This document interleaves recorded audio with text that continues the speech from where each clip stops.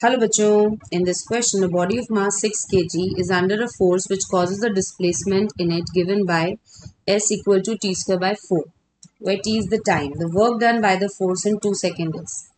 Now work done is expressed as F dot S, right? Now as the force here is unknown, so we have to calculate the force using the displacement and mass into acceleration expression. Now this formula is only valid for constant force. As we don't know that the force is constant or not, we should always use the calculus expression, that is F dot ds.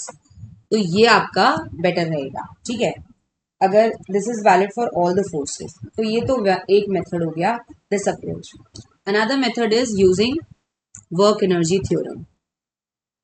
Now, because you have to calculate force, this is in itself a long process.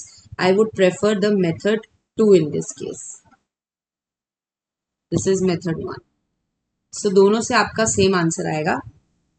I will use work energy theorem, that is work done is equal to change in kinetic energy half mv square minus half mu square. ठीक है. Now उसके लिए हमें velocity का expression बताना पड़ेगा, but that's just one step differentiation. Velocity is ds by dt, so it is 1 by 4 into 2t, that is t by 2. तो यहाँ से वैल्यू डालेंगे हम. सो हमारे पास आ जाता है half mass is 6 and v square is t square by 4 minus u square is also t square by 4. Let's put the time here in first 2 seconds. तो t equal to 2 और 0.